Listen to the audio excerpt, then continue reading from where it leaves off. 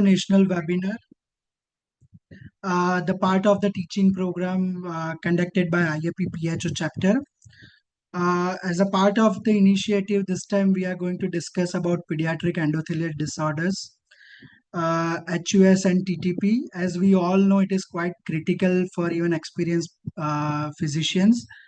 So today we'll have a brief session on the pediatric endothelial disorders, followed by some interesting case discussion. So I would like to thank all the speakers as well as the panelists to join us and kindly enlighten our fellows and the students for the same. So to start with, I will like to invite Dr. Ambreen, pediatric hematologist, oncologist, and BMT physician from Wadia Hospital, Mumbai. She will give us the idea about pediatric endothelial disorders, how to diagnose and approach to these disorders. Over to you, ma'am. Thank you, Weber. Good evening, everybody. And second,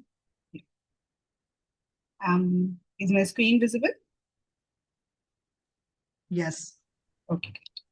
So, yeah, big thank you to Weber for asking me to speak upon the conundrum that is endotheliopathies. And I'll try and do justice to the 30 minutes because I can't cover everything.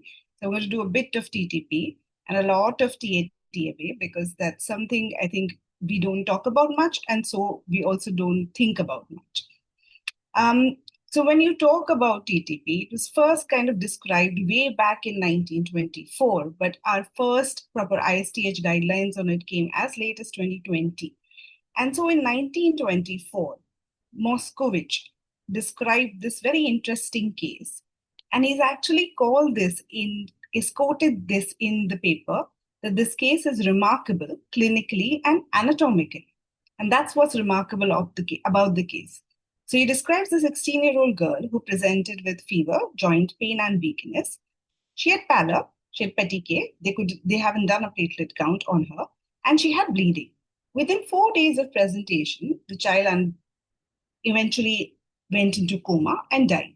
But what was interesting is the autopsy. The autopsy finding had multiple hyaline thrombi in multiple organs, which was previously never seen. And hence, this disease was then, at that point of time, came to be known as Moskowitz disease. And as we progress in terms of information, more and more cases came up about with the same phenomena, with the same pattern, with thrombi. These thrombi were then found to have agglutinated platelets. And the diagnosis at that time point was confirmed by splenectomy because that's where they would find the thrombus, not the skin or the muscle. And out of desperation, one group decided, why not do blood exchange transfusions? And so they had this 11-year-old girl who came to them pale, icteric, secondary to the hemolysis and comatose. And they gave her fresh blood exchange transfusion, and she had a complete neurological recovery, which was remarkable for a disease we yet don't know what's causing it. So the thought process here then evolved into, what are we dealing with? This cannot be the red blood cell component in the blood. And if this is not the red blood cell component in the blood, what is it? And very interestingly, when I was going through the literature, I found a paper by Zeenat Karimboy Madam on it, where while trying to understand what is causing the recovery, they found that whenever FFP or plasma was given, that had a remarkable effect on the platelet count. So there we have a spectrum of a disorder which is quite responsive to plasma. And that's when this paper came up, which is in the NEJM in 1991. At that point of time, this was a landmark paper, and a lot of what we know about the spectrum of TTP HUS, how do we manage it, honestly just originates from this paper. And what they have done is that they had a patient population of 108. Now, mind you, at this point of time, the mortality is very close to 100%, and they have classified them as mild TTP HUS spectrum, given them only corticosteroids, and the moderate and the severe phenotype, where they decided, why are we infusing plasma? Why don't we just exchange it? And this caused very few deaths. So out of 108 population, 91% survival, which was stunning when we don't know what's causing it. But of course, now we know what's wrong here. So just a little bit of the boring basics. We've got the endothelial cells and the megakaryocytes, where we have von Willebrand factor monomers, which are there. These then secrete these as multimeres into the plasma. If we don't have Adams TS13, then can be unusually large multimers of these von Willebrand factor, which will not get cleaved. And in the scenario, if they are not cleaved, that is when we get thrombotic thrombocytopenic purpura. Because what's happening? What's happening is that in a normal situation, you get the cleavage. In a non-normal situation, you get these ultra-large von Willebrand factor multimers, which then bind the platelets, and then you see narrow the bloodstream. And when they're narrowing the bloodstream, the RBCs that are passing through it are getting formed into schistocytes and hemolysis. So we've got a bloodstream, we've got some blockage in the bloodstream, and on which when this vessel gets further blocked by RBCs, that's when you have no flow or ischemia. So you've got erythrocytes which get damaged in the blood vessels and then flow away. They are fragmented, undergo hemolysis. So what do we see clinically? We see schistocytes, we see reticulocytosis, we see low haptoglobin and raised LDH. Remember, raised LDH is also a marker for the extent of ischemia and not just the extent of fragmentation and hemolysis. Now combine this microangiopathy or microangiopathic hemolytic anemia with a thrombocytopenia and a presence of thrombus, and you end up with a thrombotic microangiopathy. But remember what we did talk about at the right beginning. These are not the usual thrombus. These are formed of ultra-large von Willebrand factor and platelets, and they have very minimal fibrin, the hyaline kind. What happens in HUS then? In HUS, the same phenomena of the large multiples of von Willebrand factors are secreted, but this is secondary to exposure to Shiga toxin. So when the Shiga toxin is exposed, when the colonic epithelium gets exposed to the Shiga toxin, there is a release of a lot of interleukins and cytokines, which stimulate the formation of these unusually large multimers of von Willebrand factor. What happens in atypical HUS? And this is where it gets interesting. Atypical HUS usually involves the activation of the complement pathway. And though the complement pathway is really wonderful and required, the factor which determines the formation of atypical HUS is the amplification. So if C3b, so you've got the classical, the lectin or the alternate complement pathway, they usually on getting activated cause destruction of the pathogen by phagocytes. But if the factor 3b, C3b is not rapidly eliminated, it will form C3b disposits. And this amplification that happens will result in all cells which get in contact with plasma being at a risk of destruction, an endothelial cell injury, and then the subsequent activation. So complement-mediated endothelial injury can be variable. Of course, one is atypical HUS, but one is also post-transplant TMA.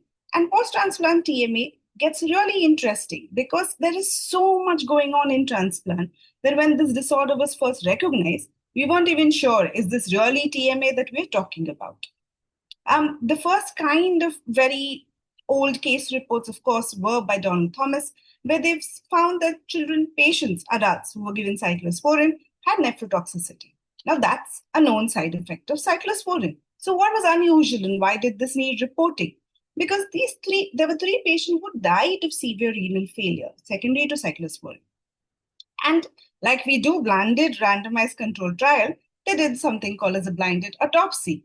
And they found very interestingly that the arterioles, not the arteries, and the glomerulus are thrombosed. So there was some form of endothelial injury, and one of these patients had VOD.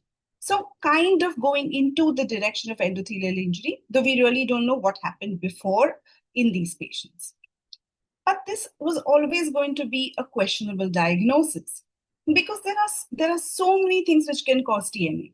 Look, it may just not just be the drugs. It could also be infections. Again, very common in transplant patients. So how do we really know this is thrombotic microangiopathy and not just an infective pathology, a DIC, or anything of that sort? And very importantly, at that time, I think the confusion also arose from the fact that there was no response to plasma exchange, which dramatically changes the outcomes in TTP. So we go dig a little deeper in these patients, and we find that they have a normal or not very low Adams CS13 levels and further autopsies. Now, further autopsies did tell us that look at this percentage of arteriolar involvement, quite significant. Look at the percentage of arterial involvement, very low. So we understand that there are arteriole and glomerular thrombus, and that's when we think, okay, this really looks like TMA, and this is not just infection, not just cancer drug. There's more to the picture. Um, just for all the students out there, I think this is a very, very beautiful paper written by Ang Lee, because and this is as early as 2024, where we are still asking the questions, what is the diagnosis here and how do I treat it? And why is this such a question? Because she's put this in a very beautiful visual abstract. The thing is this TMA. If you think this is TMA, look for schistocytes. If you look for schistocytes, you've done your CBC, you've done retic, LDH, haptoglobulins, you've done DCT, ICT, ruled out other causes, you've done a urine protein creat ratio to see organ involvement, confirm the diagnosis, look at a diagnostic criteria, and try and see if you can treat it. And is there anything underlying which is causing the TMA, which can also be treated? So, what are the clinical features you'd probably see in a TATMA? And this is a very interesting aspect here, because if you look at how adult literature is versus how pediatric is, it's quite different. So in pediatric, the GI bleeds is more higher, so 1/4 of them, versus if you look at in adults, it's on a lower proportion. Also, diffuse alveolar hemorrhage is seen more commonly, pericardial effusion, pulmonary hypertension, acute kidney injury, and proteinuria. So we're talking about more of organ involvement rather than just presentation with systemic TMA. And what do I look at? I mean, when I'm doing a workup, we look at, like I said, hemolysis. We've seen the blood smear, but we are also trying to rule out, am I missing something? Is there an infection? Is there sepsis, which I should have ruled out? Is there TTP? So we do an Adams CS13, rule out if that is there. Is there any autoimmunity? Are we sure this is not Shiga toxin? Are we sure there is no disease which has come back? Can I biopsy anything which is involved, any organ, which can help me confirm the diagnosis of TMA? Because if I can't biopsy, we've got multiple criteria, and using these multiple criteria, you will come to multiple conclusions. And if you look at all the retrospective data that is out there, the percentage of TMA really varies based on which criteria you are using. So biopsy really, really helps. But the current criteria, which we of course are following, is A, which is the modified Jodel's criteria, where either you have a biopsy proven TMA or you've got schistocytes, you've got an increase in serum LDH. Now we have a number. It is not just yes, which I've not put here. You've got thrombocytopenia, anemia. You've got urine protein creat ratio, which is up. You've got hypertension. And if it is possible, you've looked at plasma concentration of soluble C5b to 9. Now, any 4 of these criteria fits into a TMA diagnosis. And if I have diagnosed, how do I treat? Eculizumab was initially used because we knew this was complement pathway mediated. So being a C5b complement pathway level, we've got elevated C5b9. It was used in retrospective studies and found to have a decent overall survival. But then again, the survival varies between institutes which have used it. The newer kid on the block is the narsoplimab, which is a lectin pathway inhibitor, which has also shown quite a decent overall survival. And of course, defibrotide, which we continue to use in certain centers, which show a moderate survival with use for TMA. I'm going to quickly go through 2 cases just to highlight how we go about thinking, is this TMA, and how we go about managing it. So we had a 6-year-old girl with severe aplastic anemia. She presented to us in December 2019. She underwent a T-replete haploidentical transplant because she had no match-related or unrelated donors. The conditioning was ATG, fludarabine, cyclophosphamide with a single fraction of TPI. The CD34 count was 10 million per kg and CD3 was 2.5 into 10 raised to 8 per kg. On day +9, she had high-grade fever, which is associated with engraftment, but her ferritin was quite high, 65,000. So we looked at what is causing it. We did find marrow hemophagocytes and we found Candida tropicalis. So we assumed it is Candida-induced mass and gave her antifungals and methylpred. Her ferritin peaked at 190,000 on day +13. And that is when we first noticed the hypertension. On day +14, we'd got loose motions with abdominal pain, and we did an ultrasound which was suggestive of GVHD, so we started her on methylprednisolone and butyrolone. Here, her LDH is 788. So, as I'm going through the story, I'm getting each and so this does not happen on one day.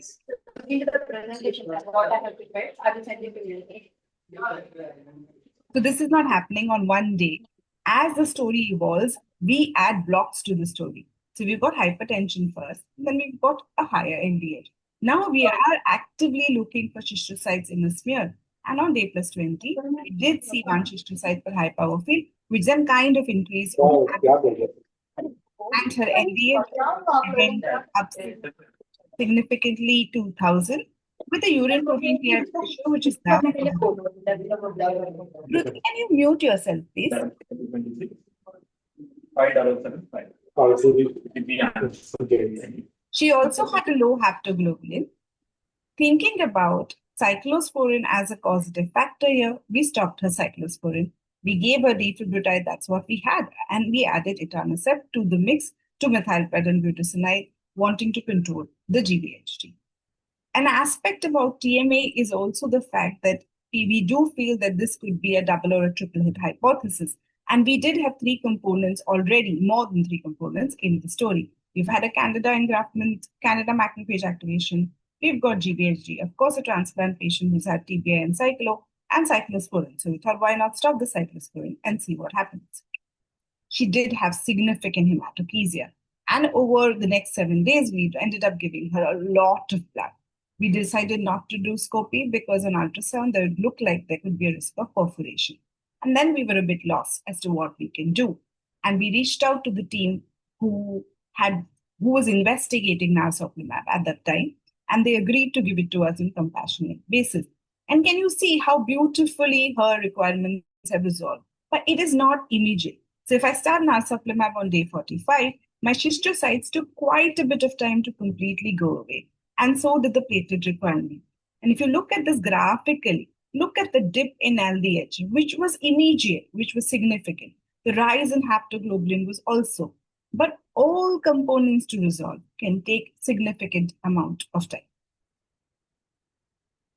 Now, there's one aspect of TMA which I would really like to cover because I feel this is a little underdiagnosed and very important to know from the perspective of transplant. So, intestinal TMA. Why is this important? It's important because most of these patients where we are thinking of TMA would have some component of GVHD, usually gut GVHD. This is where the conundrum was initially, that because they already had one disorder, could they have 2 together? So gut GVHD means they have endothelial injury at that site. And when you have endothelial injury at the site, how do you know? Is this GVHD? Is this TMA? I've taken this from one of the articles by Dr. Sunata Jodel. And if you can see the clinical features she describes to differentiate between TMA with GVHD, no TMA, but only GVHD, there's a significant proportion of bleeding in the patients with TMA and GVHD versus no TMA and only GVHD. There is diarrhea in both, but the pain is significant. The pain is significant, the deaths are high. And on the biopsy, this is not an acute ischemic process. This is subacute, this is chronic. And like we mentioned, these are fibrin microthrombi. There is endothelial cell swelling, not very different, but significant if you also include the component of the fibrin microthrombi. And she describes it in the paper as severe abdominal pain. This is not due to the GVHD. This is the ischemia, this is the GI bleeding, which is a recurrent observation reported in a lot of papers that requires narcotic bleedings bleeding significant enough to require significant transfusion. And this is when you think, is this TMA? Is this not GVHD? And I'll go through this with one case so we have a more clearer idea of what I'm talking about. So we had a 16-year-old boy with a refractory BLL, post Blina. She underwent a mud PBSC transplant. The conditioning was TBI etoposide standard with serotherapy of ATG, GVHD prophylaxis of cyclosporin and MMA. He received a CD34 of 8.84 billion per kg and a CD3 of 2 into 10 raised to 8 per kg. So very standard transplant for a refractory BLL. On day plus 13, he had neutrophils engraftment, was 100% donor. Plus on day plus 18, he had vomiting.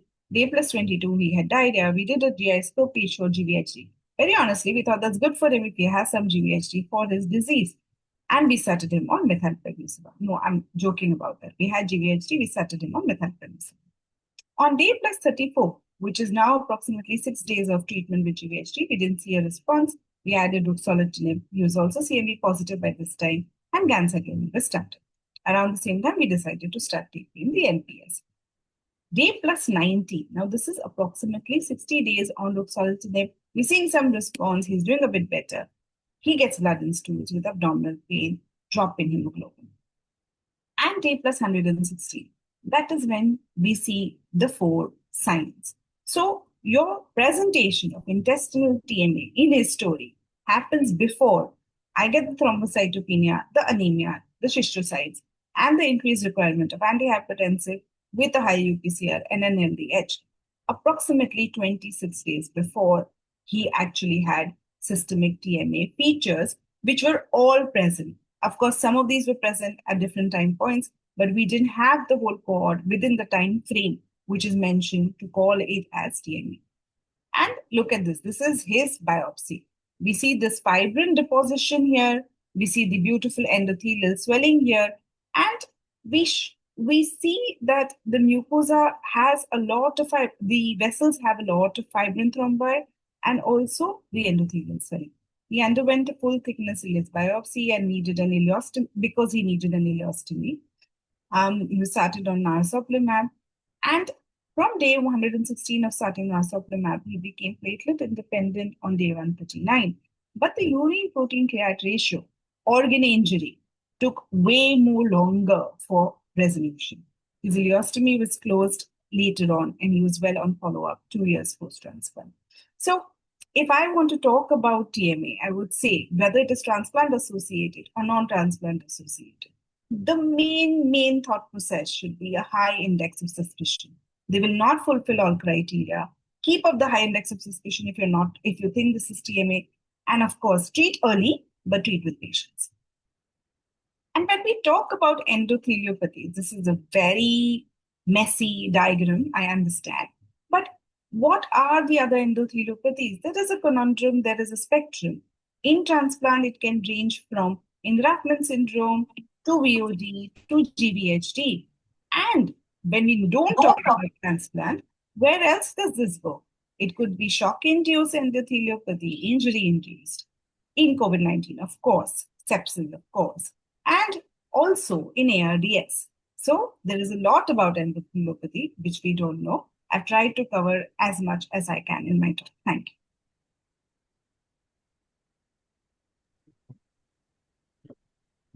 Oh, I'm on time. Thank you, Dr. Ambreen, for the quick and crisp discussion on the endotheliopathies and some quite good, interesting points. So, is there any questions? We have a time to take 1 or 2 questions.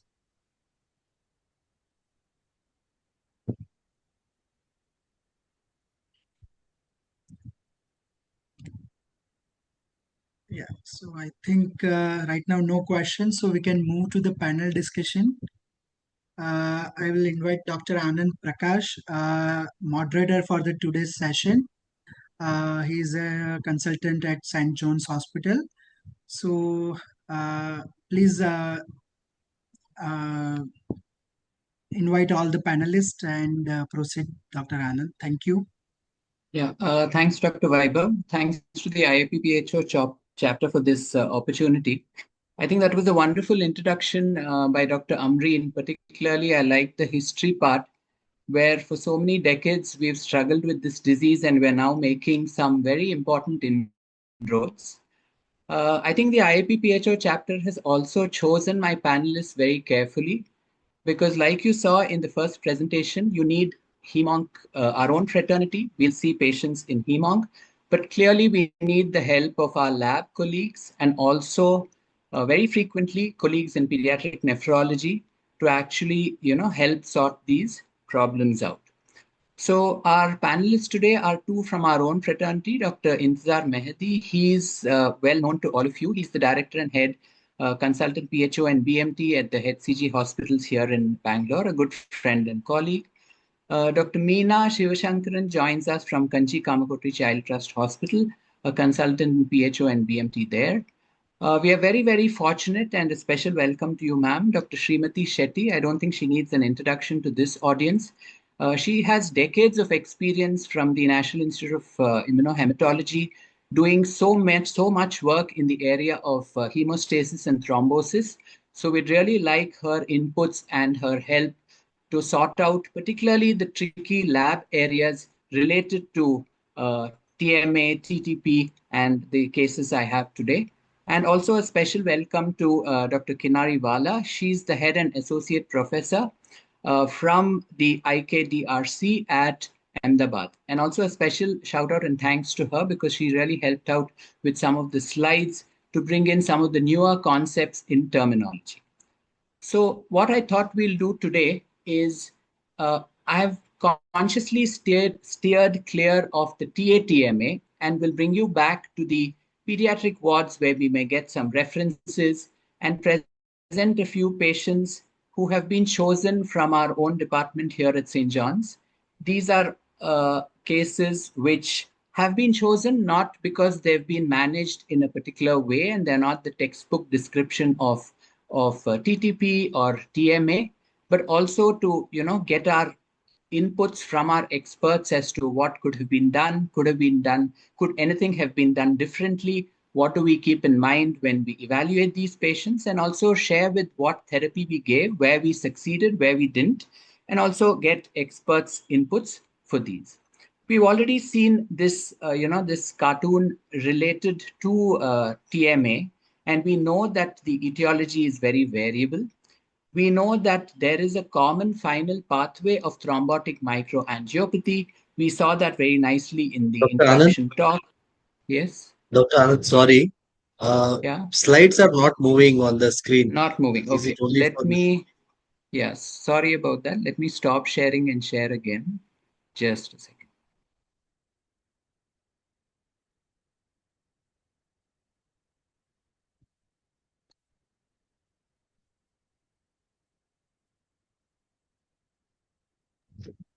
Yeah, now there on the screen, TMA overview. That's the slide I'm seeing, right? Right. Just a second. Yeah. Is it moving now? Yes, yes, Yes. yes, yes. Okay, great. Yeah, so I think we've already seen this. TMA is basically MAHA with thrombocytopenia. And importantly for us today, we look at what are the organs which could be injured and how we prevent that organ injury. We saw that there could be arteriolar and capillary thrombosis. Remember that most of my cases are not in the transplant related sphere. It's something which you and I might see on a daily basis. And we look at various underlying etiologies in our cases today, both congenital and acquired, and look at some of the triggers, right?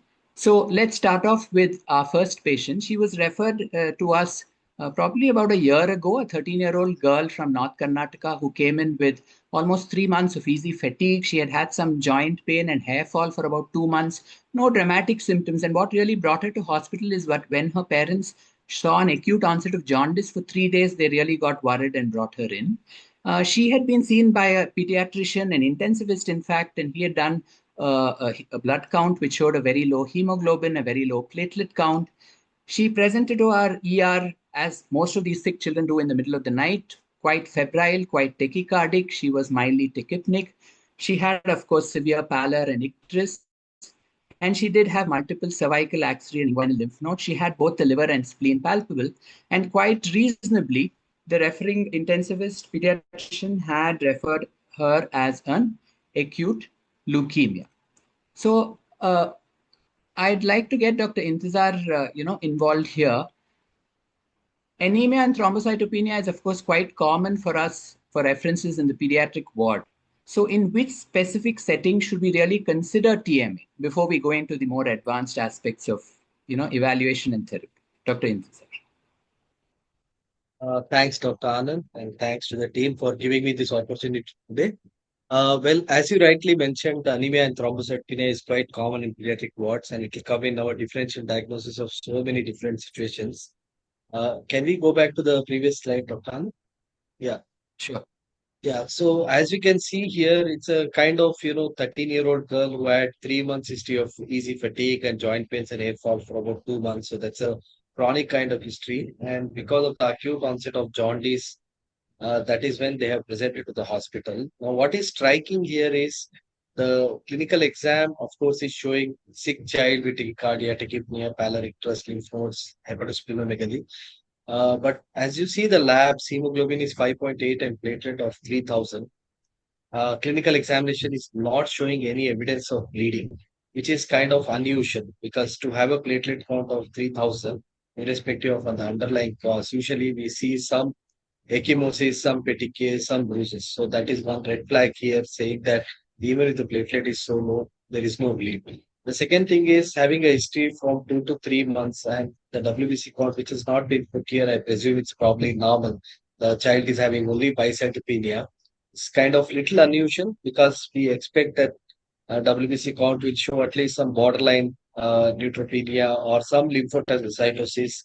And the third thing is jaundice, even though we can see at the time of presentation some leukemic children and some lymphoma children, mostly non-Hodgkin's and Hodgkin's, both of them, it's not very common to have in a leukemic child. But having said that, considering the possibility of leukemia is one of the differential diagnoses and making a referral is the right thing to do.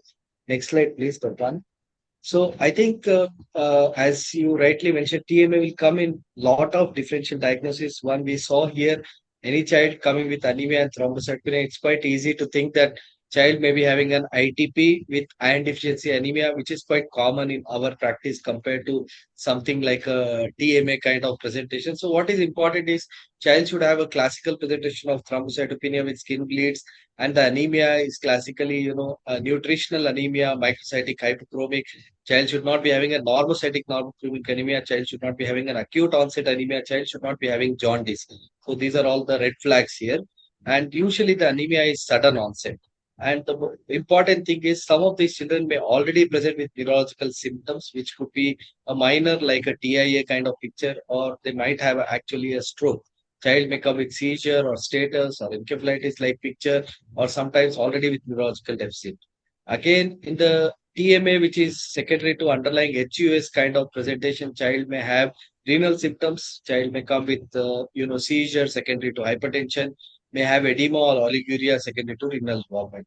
Again, in child presenting with fever of unknown origin, this should be considered as one of the differential diagnosis. TMA secondary to something underlying, which could be, various differential diagnoses, which we'll see in the next few slides. Again, some children may present with anemia and thrombocytopenia, which is referred from outside as, for example, Evans, autoimmune hemolytic anemia with thrombocytopenia.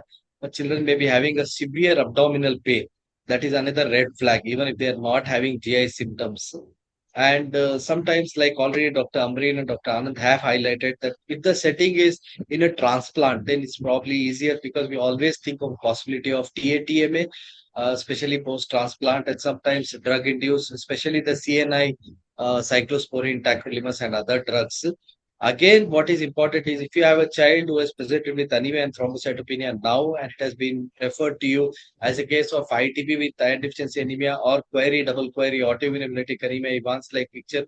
But if there is recurrent episodes in the past, child has had episodes of thrombocytopenia in the past, managed like ITP, there was a subtle anemia which went unnoticed because these children can many times go into, kind of some kind of mild remission kind of thing, and they can come back later. So that is also a red flag. What is another important thing is, like I mentioned in the beginning, even with a very low platelet count, generally these children do not have bleeding as one of the manifestations outside the transplant setting. In transplant, when they have acute GVHD with that, for example, gut GVHD, they may have bleeding, like Dr. Amreen highlighted in one of the cases. But outside the transplant, in this kind of scenarios, when we are seeing more in our general pediatric practice, when we get referrals, bleeding is an uncommon symptom. Right. I think you covered that very well. So the take-home message for the trainees, of course, would be any patient who comes in with anemia and thrombocytopenia, particularly of acute onset, particularly where some end organ pathologies may have already started, or they have recurrent episodes which hasn't really been explained completely. Always keep at the back of your mind, high index of suspicion, very important. So this is a nice paper from the ASH education book, a little old, but clearly showing us that this classic pentat, which we might have heard about for TTP, is there only in a very small proportion of patients, just 7%. And the case series from across the world would have varying proportions of major or minor neurological abnormalities. So, for example, any child who comes in with a stroke should have ideally an evaluation for TTP. Because, in fact, initially when they come in with a stroke, they may not even have significant anemia and thrombocytopenia, and that might happen in the few hours or days after their presentation. And I think this was brought out quite nicely in Dr. Amreen's talk also, that the spectrum of thrombotic microangiopathies is very wide. So when a patient comes in with anemia and thrombocytopenia, this whole list of both divide them into hereditary and acquired disorders. And you'll notice that some of the patients in hereditary would have an overlap. So ADNTS13 TTP could be inherited or acquired. The same way for complement mediated related to HUS. So there would be an overlap. So I think we'll move on to from history and clinical examination to once we have a suspicion, we are worried about this patient who's come in very unwell with severe anemia, thrombocytopenia. I'll request Dr. Meena to take us through some of the important labs she would want to do for this particular patient Yes, and we have. also ask, is it important to pick up any specific trigger to the cause of this underlying TMA? Because clearly the therapy would be different based on what the trigger is. And how critical is it to identify the trigger? Dr. Meena. I'll take one by one. That we have here is a 13-year-old girl who presents with lethargy, pallor, icterus, and then lymphadenopathy with severe anemia and thrombocytopenia. Here, our differential is broadly it's leukemias, leukemias, as well as this Evans syndrome or Alps-like features or thrombotic microangiopathy. First, we need to look at the complete blood count with the differential and look at the peripheral smear for the clues of the presence of cystocytes, which will give clue towards we are dealing with thrombotic microangiopathy, presence of absence of blast, which would help in reducing the possibility of these leukemias. So our next is whether are we dealing with the hemolysis. Markers of hemolysis we need to look for bilirubin lactate dehydrogenase. Then organ involvement we need to look for liver functions, renal functions, mainly the increase whether there is associated urea elevations or creatinine or presence of proteinuria, protein creatinine ratio, and cardiac involvement we have to look for. Based on this is to look for the presence of the disease and also to look for the severity of the organ involvement. Apart from this, we need to identify the underlying etiology, because identifying the underlying etiologies will help in the treatment, because ADAMTS activities we need to look for, because there the therapeutic involvement is involving the plasma exchange. Because in complement activator, we have to consider the complement blockade. If there is a presence of the associated tacrolimus or cyclosporin drugs underlying possibilities, we have to consider stopping of the drugs. We need to identify the underlying autoimmune disorders. So ANA, APLA, that is more important, and also need to evaluate for the underlying viral or the Shiga toxin associated. So we need to look for the underlying etiology, which will help in identifying the prognosis as well as the underlying treatment. Yeah, I think that was very well said, and you brought out the importance of the peripheral smear, because I'm sure if many of us see a child with anemia and thrombocytopenia with some mild icterus and the patient having an elevated LDH, a simple nutritional B12 deficiency is something which comes to mind, right? And unless we work with the pathologist and actually find out what's in the peripheral sphere, we may miss a very severe disease. So this child, of course, I showed you the hemoglobin and the platelets, not too much different from the referral hospital. I The total count Dr. Intizar was referring to, that didn't really show us any blasts. It showed us, like Dr. Meena was asking for, retic, LDH, both were elevated. Interestingly, DCT was positive here. And so unless we look at the peripheral smear very carefully, we might, write this off as a EVANS or an evolving autoimmune disease without, any other problem contributing. The BU creat here, importantly, was normal.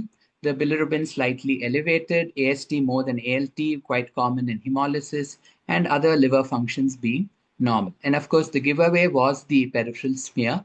And I'm sure you don't need to be a pathologist to note that there are so many schistocytes in this smear. So when I was reviewing, it's kind of important to recognize that, many times from peripheral centers, we get these peripheral smear where they say few schistocytes and few any abnormal looking cell. That's not very helpful. You have to try and work with your pathologist and quantify the number of schistocytes so that you can get a sense as to what you're really dealing with. So 2 to 3 per thousand is quite okay. But if you're looking at 100 cells and you look at more than 1 to 2% of schistocytes, then you're really dealing with some definite thrombotic microangiopathy. And some of the literature does talk about TTP having a higher proportion of schistocytes. So this child, at off the bat, was definitely a thrombotic microangiopathy. Some of the important rules would be DCT could be positive in a patient with TTP. It does not have to be negative.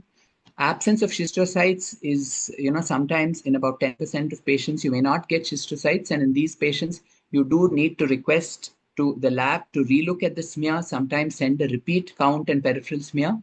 And in a proportion of patients, they may actually have, this patient didn't, but they may actually have renal involvement at presentation. So the presence of renal involvement at presentation doesn't always make it a hemolytic uremic syndrome. So 10% of TTP may have these atypical features. So it is very critical in every patient with TMA to try as far as possible to get an ADAMTS13, which will help us move forward. So clearly, it's quite difficult to get an ADAMTS13.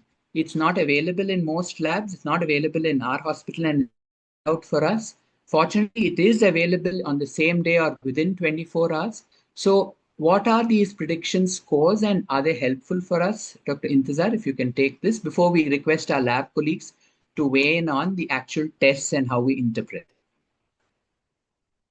Dr. Yeah. Yeah.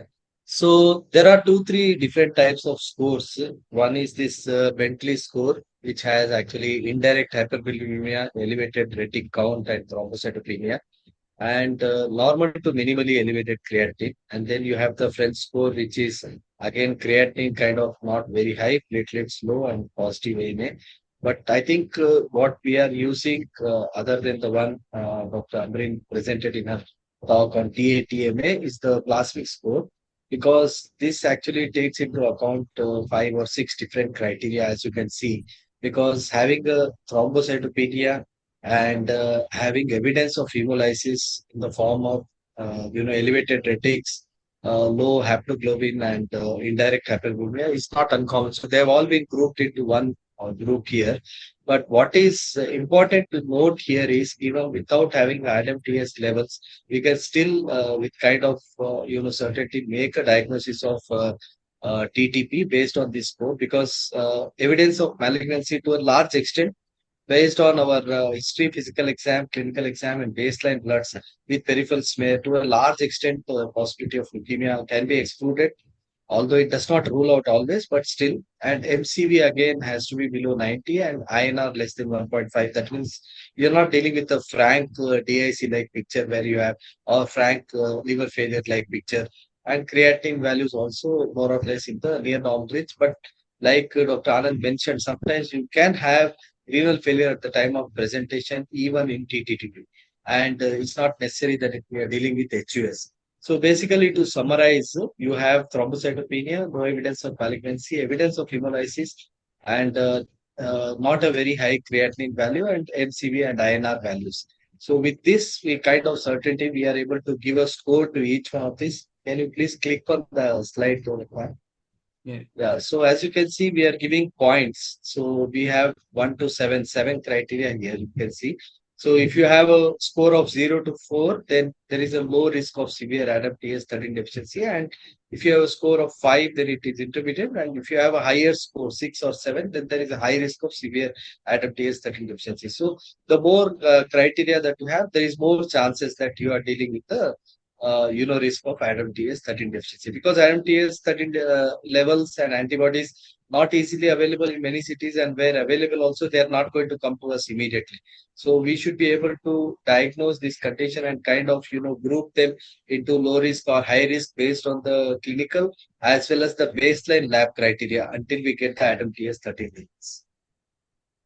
Right. So I think you did that well, because you told us that there is a lot of overlap in the labs in various of these differential diagnoses. A child with, let's say, sepsis DIC would have a lot of, thrombocytopenia and sometimes even renal dysfunction, could have schistocytes in the peripheral blood. And so we do need to have some score which will guide us to say how urgent is the therapeutic intervention for TTP, which is plasma exchange. And so the plasmic score is found to be helpful. It's particularly helpful when you have low scores, which tell us that perhaps I shouldn't rush in and try and get a plasma exchange done. And while I'm waiting for my ADAM TS13, like Dr. Intizar rightly pointed out, if I have a high score, like if you think back as to what this child had, her score was a straight off 7. So she did need urgent intervention. So as expected, her ADAM TS level was very low. She had a positive antibodies. We'll come to the interpretation in a minute. You remember, she had that hair fall and joint pain and lethargy for about a few months. So that was explained by positive ANA and dsDNA. She was very tachypnic and tachycardic. We know the end organ damage, which TMAs can cause. And so she did have this myocarditis. Her APLA was negative. And so we did have a diagnosis of TTP, probably secondary to an evolving SLE. So I'd like to get Dr. Srimati Shetty in here. Ma'am, we know these tests are critical. Could you tell us about a little bit about the logistics, about the availability, the challenges about turnaround time? How do we really interpret these reports? What are the pre-analytical variables when I send these off to you? And what are the false negatives, false positives of both the level, the activity, that's the ADAM TS level 13 activity, and the antibodies?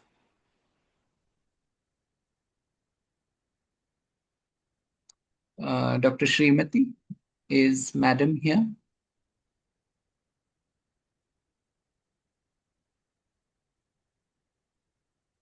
I did see that she had logged in. Madam is there. I can see her on the screen. Her video is on. I think she's I trying think to get some the issue mic with in place. her. Some issue with audio. I think Madam is reconnecting her audio. I can see her on the screen. Ma'am, you are not audible.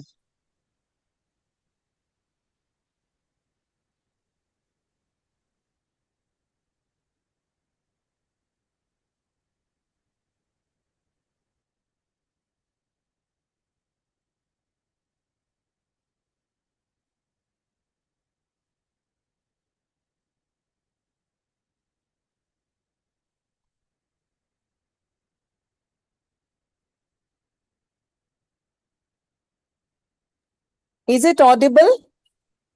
Yes, ma'am. Please do go ahead. Sorry for that. Thanks, No Dr. problem. Thanks, Dr. Anand, and thanks for the association for bringing me as a panelist.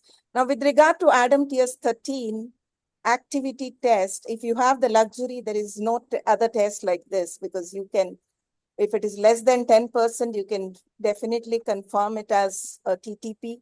And 10 to 20% is actually a gray area, and a moderate deficiency between 20 to 60% maybe HUS. So you have a definitive diagnosis if you have the luxury of ADAM TS13 activity test. I hope you all know that I'm at KJ Somaya Hospital right now. And so we have initiated these services, and within 3 hours, we are turnaround time is 3 hours. So if the sample comes before 1 o'clock, we issue the report by 4. And if it comes late in the evening, we issue the report. I mean, otherwise the turnaround time is minimum, it is 3 to 5 hours. But if you don't, now, how do you send the sample for ADAMTS13 activity test? So you all know that it should be a citrate tube, light blue vacutaneous. And what happens is most of these samples come during the night. So many a times the clinicians ask me whether I can collect a blood sample before plasma exchange, keep it at 4 degree and send you on the next day. So I ask them, at least you separate the plasma and put it put it at 4 degree or in the top shelf of the refrigerator, let it freeze, and tomorrow you send it in ice to me. But many times these things are not feasible in certain settings. So what I did was I have worked with 2 samples, citrated blood samples. They have collected before the plasma exchange. And I have done on the next day. These are the whole blood citrated samples without separating the plasma. And I have got between 90 and 110% ADAMTS13 activity. Now, this doesn't prove that, all samples you can see. I have just started a small study where I'm keeping the plasma and the citrated blood sample, different time durations. And at the same time, to avoid the inter-assay variation, I put it all in -70 and do the ADAMTS13 activity assay to see how long the plasma can be kept at 4 degree or the citrated whole blood sample, because some people, they may not be able to even centrifuge the blood sample. So that's one thing. Now, some of the laboratory controls, one thing what is very important is, because these are a peptide, VWF73 peptide, which is being treated with the plasma. Now, this peptide can degrade very soon if you don't preserve it properly in the -20 freezer. So many times, even the normal samples, if your peptide is not of good quality, you may give it as a deficient sample. So what we do is, this is a requirement of the NABL accreditation committee also. You need to put a positive as well as a negative sample. Many people, what they do is they do put only a normal sample. You also have to put a deficient sample to see that this is not cleaving, and a normal sample which is cleaving, and you get the fluorescence. So putting a negative and a positive control is extremely important for ADAMTS13 activity test. And what else? And with regard to the false positive and false negative, if a plasma is highly jaundiced, hyperbilirubinemia, then you can get a false positive result. And sometimes even in acute episode time, if you collect a sample, and because you have a lot of proteases, which can give a false positive reaction. So you may have to repeat. Now, sometimes you cannot collect a sample before the plasma exchange. So many people do not give a sample after they have given 1 or 2 plasma exchanges. For ADAMTS13 to normalize, it takes minimum 7 to 10 days. But post plasma exchange, the first 3 days, these are given even in the guidelines. The first 3 days, you can still do a ADAMTS13 activity. It may not be the basal ADAMTS13 activity level, but they may be mild, moderately reduced, but it will give you a clue that this is the ADAMTS13 deficiency case. That is as far as the Sure, ma'am. I think those were very important points. Could you uh, tell us something about the antibody levels? Any precautions in doing it and interpretation? In fact, the antibody kits what are available in the market, they give highly variable results. Now, these are little expensive kits as compared to other ELISA kits. So what happens is you have, these ELISA kits have the antigen coated onto the plates, but you don't know what type of antigen is being coated, whether it's a fragment of ADAMTS13 or whether it's a full-length recombinant factor VIII. So you may miss some of the antibodies with some of the kits. So these are known, like there are highly varied results with the antibody results. Now the best one will be the Bethesda assay.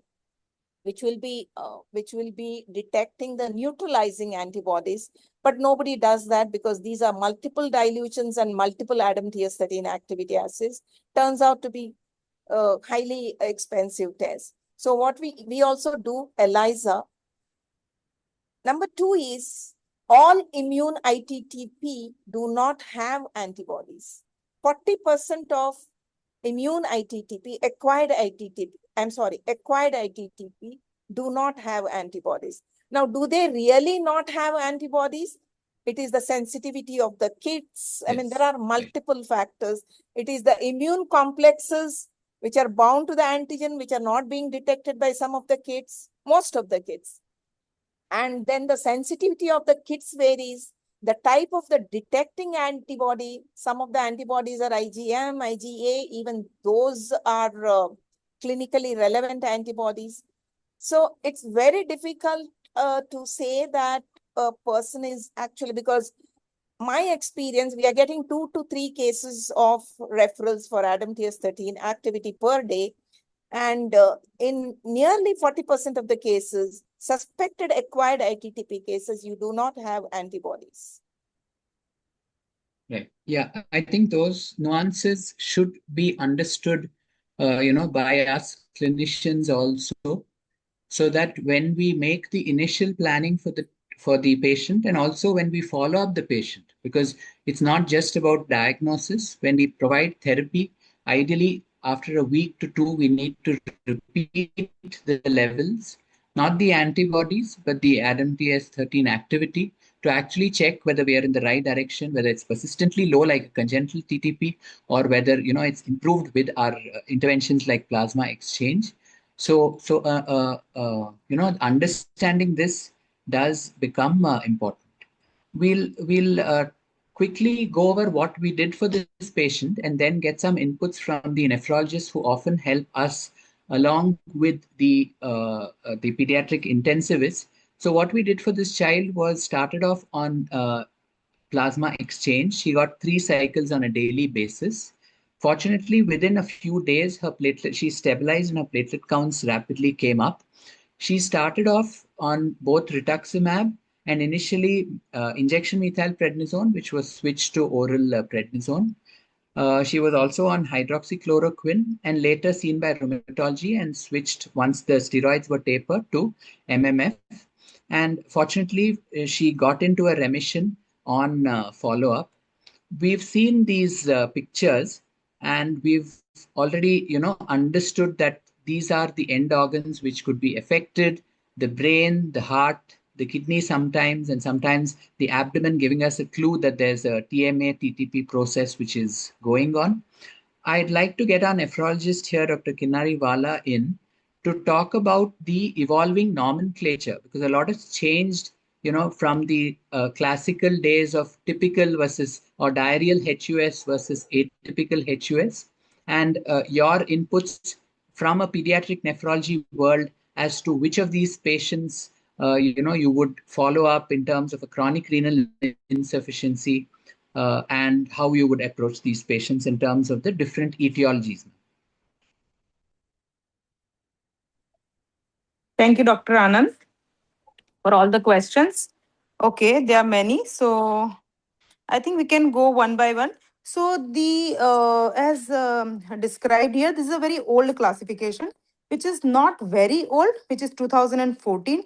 However, our understanding about TMA, HUS, TTP has evolved in last 2 decades so much that in the same decade there had been a new classification. So TMA was TMA was classified in three, and HUS was again reclassified based on etiology.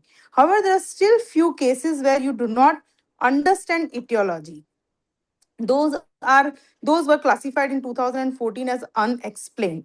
But now, as proposed in 2024, where they have described that after you have diagnosed TMA, you need to identify what has caused TMA, whether it is infection, whether it is drug, whether it is autoimmunity or antibodies associated with alternate complement pathway, or there are genetic mutations, or if there are any other. Why it is needed? Because if you have diagnosed cause of TMA, then only you can treat. So here the authors have described very nicely, if you have infection associated HUS, then the treatment is different. If you have strep pneumonia associated HUS, treatment is different.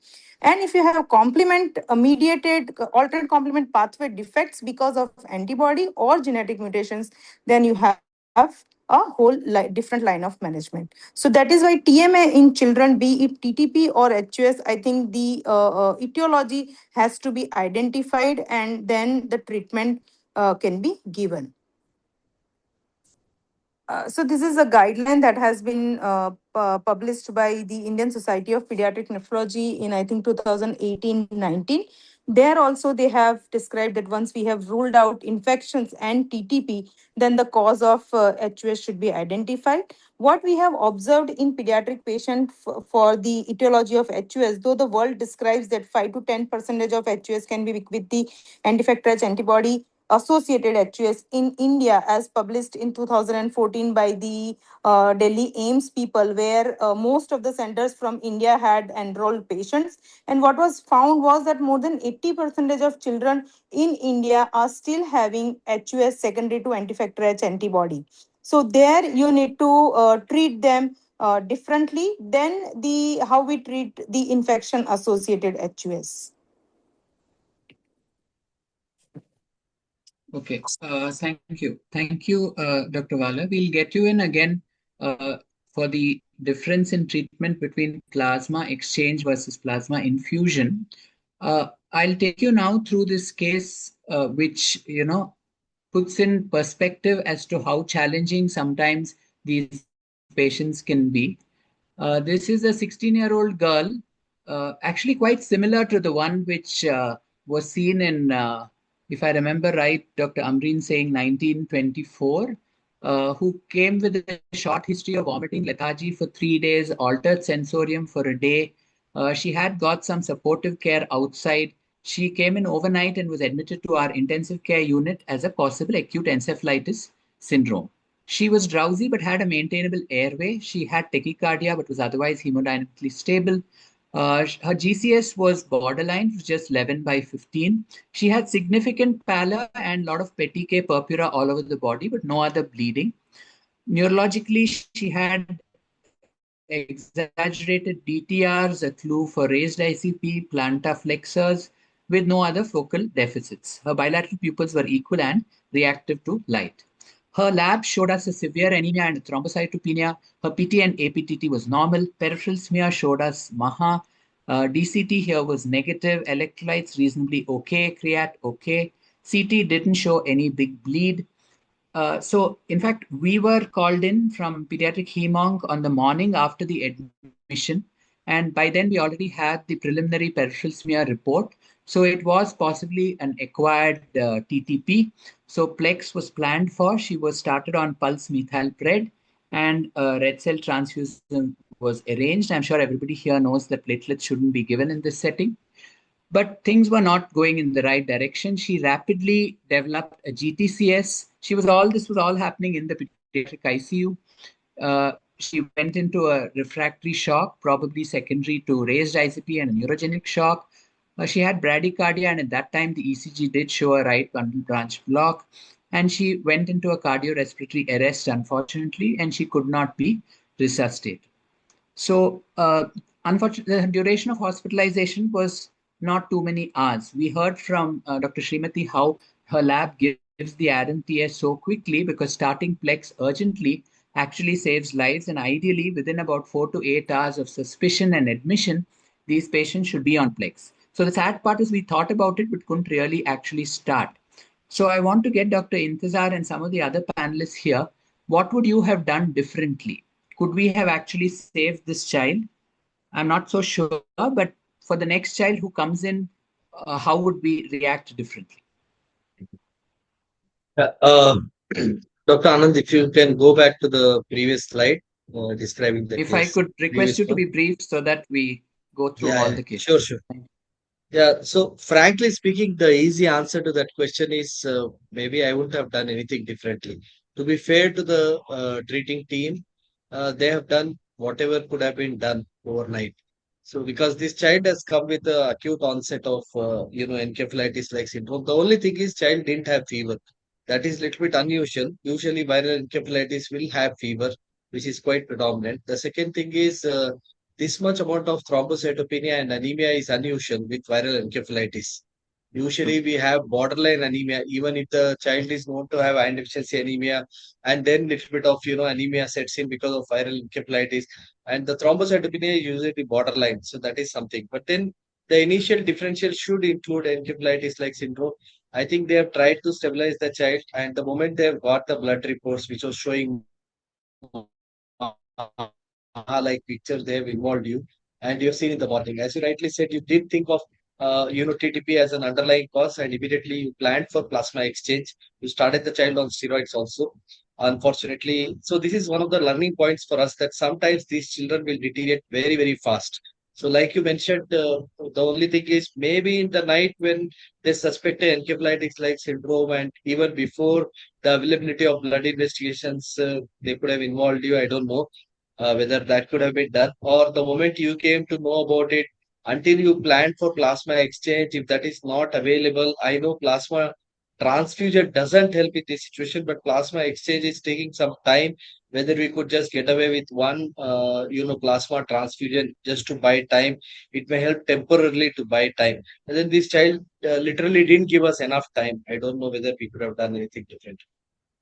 Right. So yes, some of these patients would be very sick, and we know that unless flex is started urgently and diagnosis is not made, the mortality in these patients would be as high as 90%. But if flex is started within time, it does help and it does bring down the mortality. There's evolving roles of moving away from plex to more immunosuppressive agents and other newer agents. If I could request Dr. Meena to come in here and tell us a little bit about the classical therapy of an acquired TTP, and what would be, how would you actually start therapy for these patients? What agents would you use? It's these children is rapidly deteriorate, and it's associated with the increased mortality. As soon as we suspect we are dealing with thrombotic microangiopathy (TTP), we need to consider starting them on plasma exchange transfusions along with our immunosuppressive agent, it's methylprednisolone and rituximab. We can consider plasma exchange needs to be continued until the hematological remissions. We have to closely monitor the complete blood count, peripheral smear, retic count, and LDH. We need to continue until the platelet count is more than 1.5 lakhs and normalization of the LDH. Once they have achieved the durable remissions, we need to monitor periodically, at least weekly CBC and then LDH in the first month, and then based on the remission status, a further frequent follow-up and ADAM-TS activity once in 3 to 6 months. During the follow-up, if we suspect the presence of the remissions, we haven't tried other immunosuppressants, we had to consider adding the rituximab. We will be discussing about the novel therapies in the later on sessions. You want me to discuss here, sir? Yeah, maybe you should, because we are running out of time. You It's could go ahead with the more newer agents. Apart from methylprednisolone and then rituximab, whenever we are dealing with TTP, first target is we need to reduce that ADAM-TS antibody. For that, we need to consider the plasma exchange. Then another newer thing is coming up is a recombinant ADAM-TS. That is major role in congenital TTP, and also we can consider using in ADAM-TS due to the antibodies. So recombinant ADAM-TS is now on the trial phases. They have approved in 2025 for the adult. Next other option is we have to target the von Willebrand factor, because there is a which is called caplacimumab, which is the anti-von Willebrand factor nanobodies, which will reduce the von Willebrand factor and platelet interactions, thereby reducing the thrombus.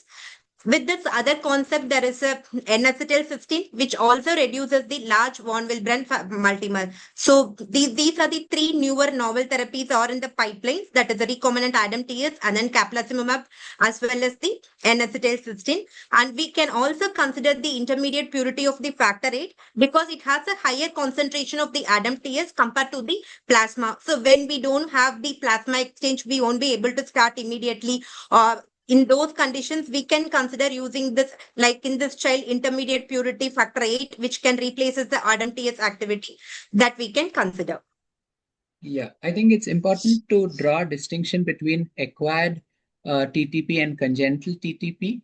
Your points are very valid, and I think you brought out nicely that it's important to start rituximab. Historically, people would give steroids for some time, and only if the patient is not responding to that add-on rituximab. There is more new, I mean, for some time now, early onset of using rituximab in the early phase so that you get the patient into a quick remission is important.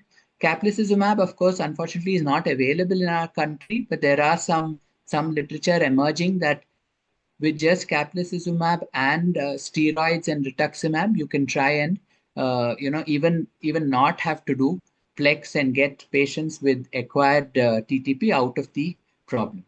The recombinant factor 8 is, like you said, right? Of course, that's more for congenital TTP. We'll move ahead.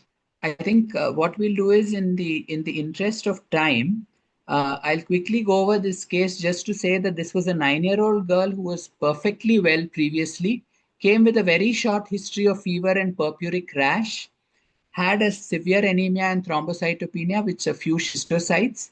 Initially, the thought was, could this be an Evans syndrome? But of course, as part of our workup, we did our full workup of infections, and her HIV came in positive, and she had a very high HIV load. Her ADAM-TS and antibodies were suggestive of a HIV associated or an acquired TTP. She was not willing for Plex. Plex, of course, is expensive. In our center, it's about anywhere between 20 to 25,000. Often you need to, be in the ICU. So it's not very easy for everyone. So she was started on FFP transfusions and also concomitantly on steroids while we started counseling the family on the requirement for, ART therapy. On day 5, she had no improvement in her CBC, and unfortunately, like the previous girl, had a very acute deterioration in her consciousness. And unfortunately, there was nothing much we could do for her. This is the whole spectrum of TTP and all the causes. We've already done that. I'd like to get Dr. Kinari in here because they just help us with the plex often. What changeable? We've heard where we can get away with just a plasma infusion and where plex is mandatory, given that we don't have caplacizumab. Yeah. So as you have, like everybody is discussing that the treatment should be. Can I continue, Dr. Anand? Yes, please. Yeah. So as everybody is discussing that the plasma exchange should be started as early as possible. So same way in HUS also, and in other causes of TMA, where the earlier you start plasma exchange, the better it will be the prognosis, both in terms of mortality as well as morbidity. For few cases, we have tried plasma infusions.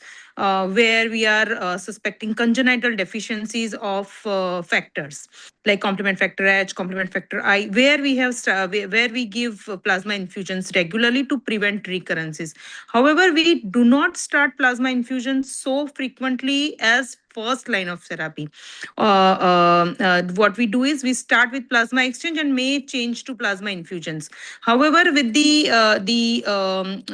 year started 2026 started with the availability of eculizumab for our HUS patients. So the data from Western world in last 10 years has replaced plasma exchange all over the world except countries like India, where it was still not available, and now in January 2026 it has come into the market, and most of the pediatric nephrologists have started using eculizumab, which is the target therapy for alternate complement pathway, and which is the reason for almost 50 to 60 percentage of TMA HUS in children. So yes, so we do start with plasma exchange. Very few indications of plasma infusions in children, unless the cost is the issue. Yeah. Yeah, thank you. I think those were important points. With the permission of the organizers, could I quickly go over the last one? I think there are 1 or 2 cases. I'll take probably 10 minutes. Is that all right? Yeah. Yes, We sir, can sure, go through sir. a quick discussion. Yeah, we'll quickly finish. So this is slightly changing gears now. We heard from Dr. Wala how Plex has to be done for acquired TTP. We'll slightly change gears and look at recurrent what I've titled this 3-year-old boy who presented with a short history of vomiting and jaundice. At 1 year of age, his family remembered that he had had an episode of pallor and ecchymotic patches. At that time, he quickly recovered without any therapy. When he came to us at 3 years, his HB was 8.7, his platelets were 74,000. His hepatitis A was positive, and his HPLC showed a beta thal trait. He had a spontaneous improvement in his platelets, so he was discharged actually on hematinics without too much of further workup. He remained asymptomatic for 2 years and then came back to us with an increase in the ecchymosis and again this mild icterus. He had hepatomegaly and splenomegaly this time. And of course, there was severe anemia and significant thrombocytopenia with LDH and retics high, and again the schistocytes coming up. So when we went back to the old reports and actually looked at the peripheral smear very carefully, there were just about 1 to 2% of schistocytes even in his previous admission. His DCT was negative. We did his Adam TS workup. I think Dr. Srimati's point of antibodies being present or positive or negative in an acquired TTP is important. Of course, to make things simple, if antibodies are negative in a young child who has recurrent episodes, if your Adam TS is very low, less than 10, then you are probably dealing with congenital TTP, and this child had a homozygous mutation for it. So this was straightforward congenital TTP. Unlike acquired TTP, these children respond beautifully to just FFP transfusions because remember, there are no antibodies to take away. And if you supplement Adam TS13, they recover very quickly. And he improved his platelets very nicely within just 2 days of this one and no bad events. I think these numbers were discussed previously in the session also. If you take overall TTP, 90% is in adults and just 10% is in children. However, in the small proportion of children with TTP, almost 35 to 40% are congenital TTP. So when we look at younger children in the age of NGS, perhaps we'll be diagnosing more and more congenital TTP. So quickly, I forget. Just in about a minute, if you can tell us, Dr. Intizar, when should we consider congenital TTP? How should we treat and follow up?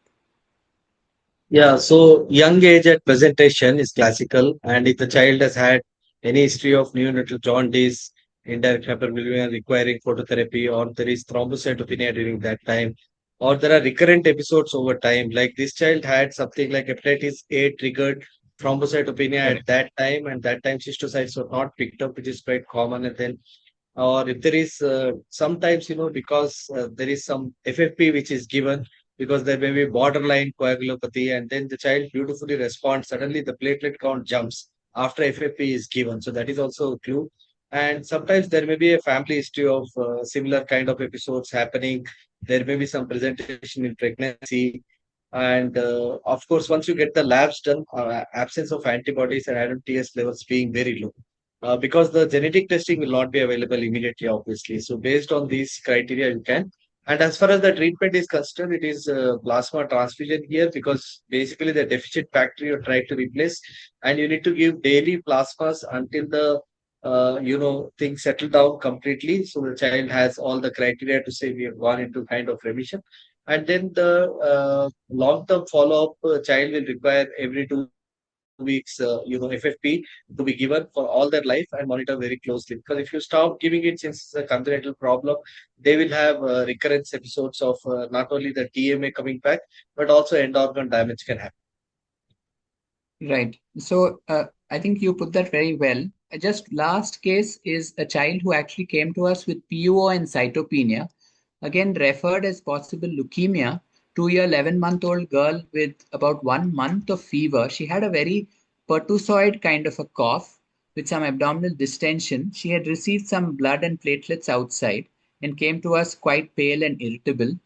These were her blood counts, and the giveaway was the peripheral smear with schistocytes.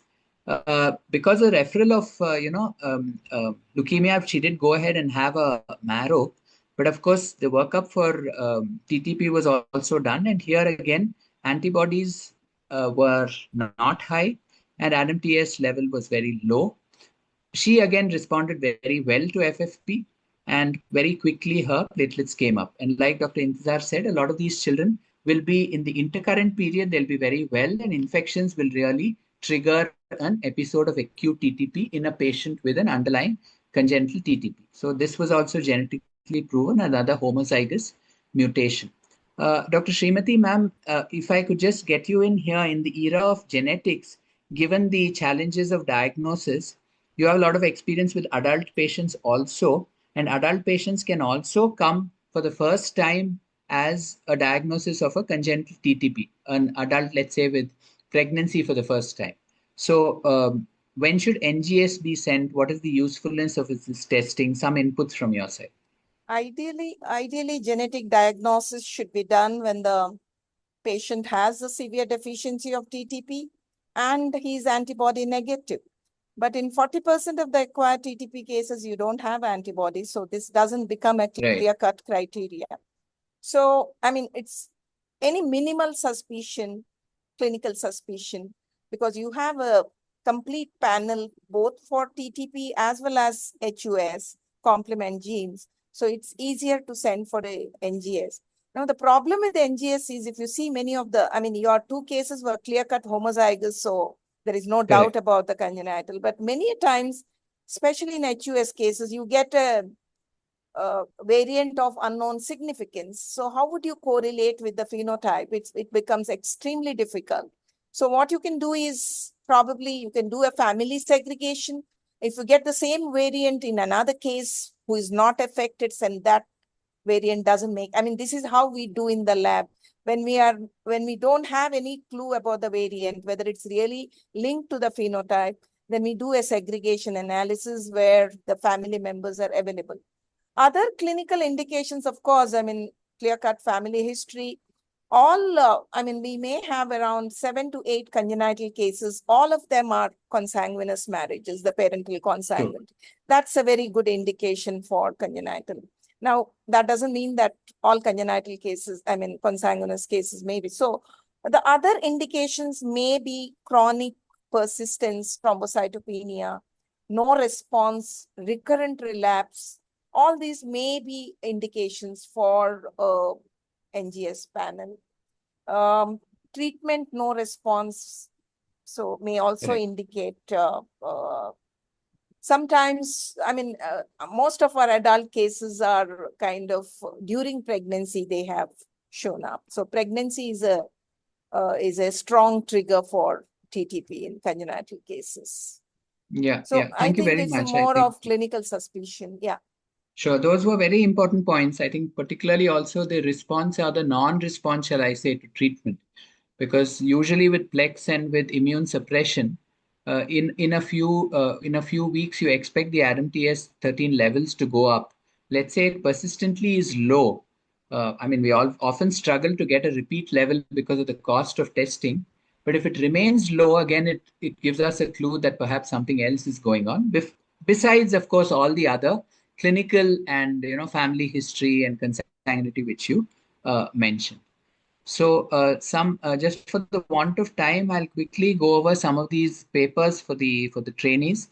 I think over a period of time, people have moved away from using just FFP because they found that even the congenital TTPs which were kept on FFP, this case series which showed in 87 patients that even though patients were on FFP, 69% of congenital TTP patients on FFP did develop breakthrough episodes of acute TTP. So prophylaxis with FFP does not always prevent breakthroughs, right? But what is good about congenital TTP is that when they looked at these series, they found that most patients had relatively mild symptomatology. However, there were patients with stroke, there were patients with cardiac disease, so it's not something which we could overlook. Dr. Meena did mention the various therapy options for us, including recombinant ADAM-TS13, caplacizumab and the intermediate purity factor 8. Now, abroad, ADAM-TS, the recombinant ADAM-TS13 is available. And clearly, if patients are put on it, their levels of ADAM-TS13 is persistently high. These are all for congenital TTP patients. And so the breakthrough episodes of acute TTP would be much less. And this was a real world data on long term follow up of congenital TTP, and they found that a lot of patients who were initially on FFP have now moved in countries which can afford to give their patients recombinant ADAM-TS13 this therapy. Once it comes to us, it will be much easier. So just to summarize, I know we are short of time. I think we had a wide spectrum of patients today. So initially suspect TMA, look at the peripheral smear, look at the clinical clues from the history. Is this the first episode, previous episodes? Are there already some end organ damage which is happening? Do the plasmic score. Dr. Intizar took us over that, and try and quickly sort out as to, is this a patient who needs me to put in a central line early and start on Plex early? If I can't do that, at least start on plasma infusion, but also start on steroids and rituximab urgently. In patients with acquired TTP, particularly, plasma exchange is life-saving. We learned a little bit about the ADAM-TS13 levels and the antibodies and how it's not always straightforward. If it is straightforward, like some of our patients and the antibodies are positive, it is an immune-mediated TTP. And if the antibodies are negative, genetic testing would tell us that it is congenital TTP. Not always an easy algorithm as shown here. And of course, in the post-transplant patients, you have your own challenges of other differentials like GVHD and other causes of GI bleed, which Dr. Amreen nicely pointed out. So the take-home messages would be broad differentials for TMA. Symptoms are always non-specific, and we have to have a high index of suspicion.